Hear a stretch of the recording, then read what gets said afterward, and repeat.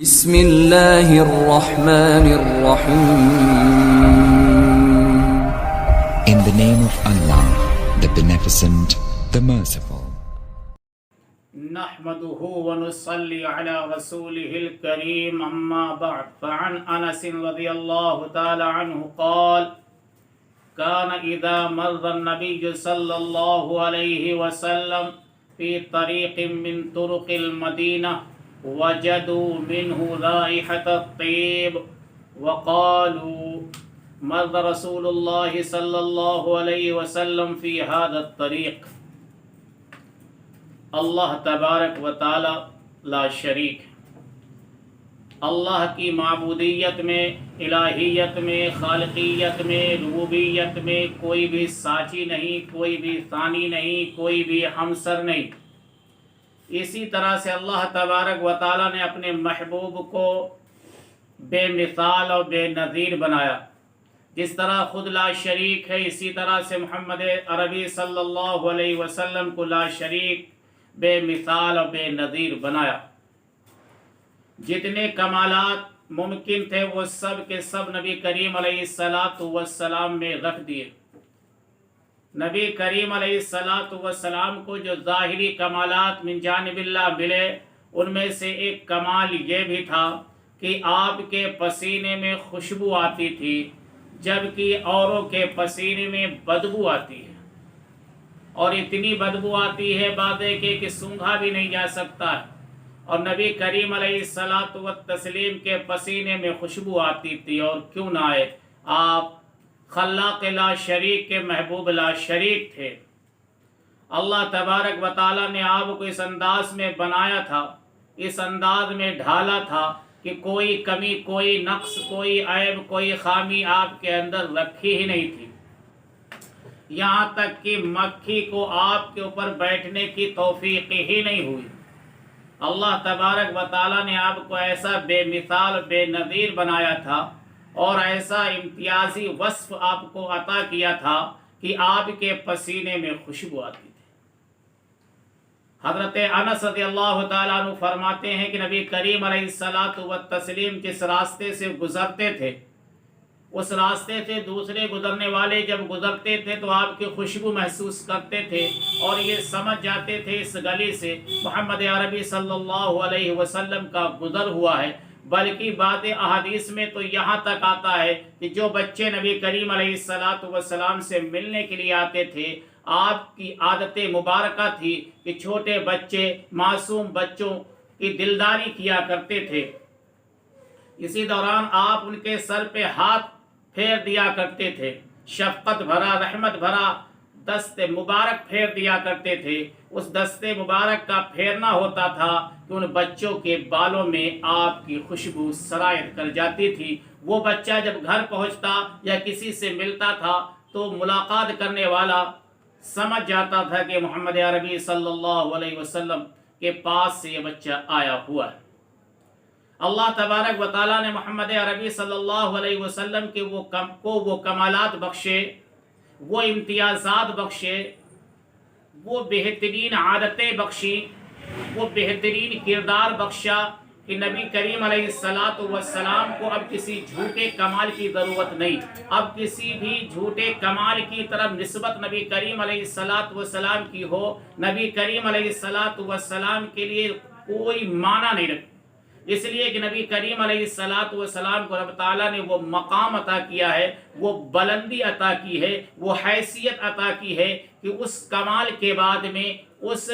مقام کے بعد میں اب کوئی مقام ہی نہیں ہے، اس حیثیت کے بعد میں کوئی حیثیت ہی نہیں ہے. اب نبی کریم علیہ السلام کو جب رب تعالیٰ نے ایسا کمال بخشا، ایسا مقام بخشا، ایسی حیثیت بخشی، ایسا وزن بخشا، ایسی اہمیت بخشی،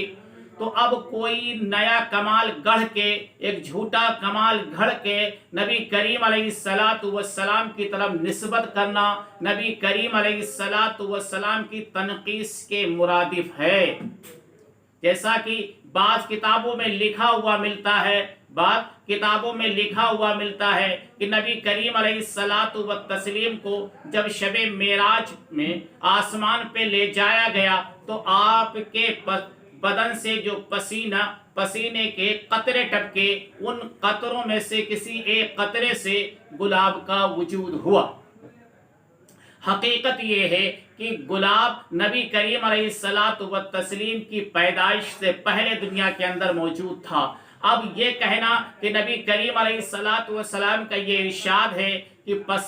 میرے پسینے کے قطروں سے گلاب کو وجود بخشا گیا ہے، تو جو شخص یہ چاہے کہ میری خوشبو سونگھے تو اس کو چاہیے کہ وہ گلاب کا پھول سونگھ لے۔ یہ حدیث فرضی ہے، یہ حدیث بناوٹی ہے۔ نبی کریم علیہ الصلاۃ والسلام کو اس طرح کی جھوٹی حدیثوں کے ذریعے سے، نبی کریم علیہ الصلاۃ والسلام کو اس طرح سے بے پر کی حدیثوں سے مقام آپ کا نہیں بڑھایا جا سکتا، آپ کی حیثیت بڑھائی نہیں جا سکتی، اس لیے کہ آپ کو وہ حیثیت حاصل ہے، وہ مقام حاصل ہے، وہ فضیلت حاصل ہے کہ حسن یوسف دم عیسیٰ ید بیضاداری، آنچ خوباں ہما دارند تو تنہا داری، کہ آدم سے لے کر کے محمد عیسیٰ علیہ الصلاۃ والتسلیم تک جتنے بھی پیغمبر آئے ان میں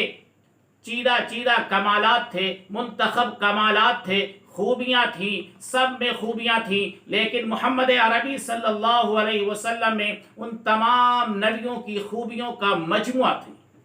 معلوم یہ ہوا کہ نبی کریم علیہ الصلاۃ والسلام کے اندر وہ خوبیاں، وہ کمالات رب تعالیٰ نے رکھ دیے کہ اب اپنی طرف سے کوئی کمال گڑھ کے، اب اپنی طرف سے کوئی بات بنا کر کے، اب کوئی بات فضیلت والی بنا کر کے نبی کریم علیہ الصلاۃ والتسلیم کی شان میں اضافہ کرنے کی کوشش کرنا، یہ غلط اضافہ ہے۔ جس طرح سے نبی کریم علیہ الصلاۃ والسلام کی خوبصورتی کو بیان کرنے کے لیے بعض جاہل شاعر نبی کریم علیہ الصلاۃ والسلام کے چہرے کی عکاسی کرتے ہوئے، نبی کریم علیہ الصلاۃ والسلام کے چہرے کے خوبصورتی کو بیان کرتے ہوئے، نبی کریم علیہ الصلاۃ والسلام کے جمال بے انتہا کو بیان کرتے ہوئے آپ کے چہرے کو چاند سے تشبیہ دیتے ہیں، حالانکہ یہ بات غلط ہے، اس لیے کہ والتین والزیتون وطور سینین وہذا البلد الامین، اللہ تبارک و تعالیٰ نے چار قسمیں کھانے کے بعد اللہ تبارک و تعالیٰ نے 4 قسمیں کھانے کے بعد فرمایا کہ ہم نے انسان کو سب سے بہترین سانچے میں بنایا، سب سے خوبصورت بنایا ہے۔ تو اب ظاہر سی بات ہے کہ جب انسان اللہ کی مخلوق میں سب سے بہتر ہے، سب سے خوبصورت ہے، سب سے پرکشش ہے، اور محمد عربی صلی اللہ علیہ وسلم تمام انسانوں میں سب سے زیادہ خوبصورت ہیں، سب سے زیادہ حسین ہیں، سب سے زیادہ جمیل ہیں، سب سے زیادہ وسیم ہیں، سب سے زیادہ پرکشش ہیں، تو اب آپ کے چہرے کو چاند سے تشبیہ دینا نبی کریم علیہ الصلاۃ والسلام کی تنقیص ہے۔ اگر یوں کہا جائے کہ ہاں چاند چمکتا ہے، چاند دمکتا ہے، چاند خوبصورت ہے، اتنا خوبصورت ہے جیسے محمد عربی صلی اللہ علیہ وسلم کے طلوع مبارک، تو اس طرح سے چاند کو محمد عربی صلی اللہ علیہ وسلم کے طلوع سے تشبیہ دینا یہ تو درست ہے، لیکن محمد عربی صلی اللہ علیہ وسلم کے چہروں کو چاند سے تشبیہ دینا یہ نقص، تنقیص ہے۔ نبی کریم علیہ الصلاۃ والسلام کے حسن و جمال سے ناواقف ہونے کی دلیل ہے۔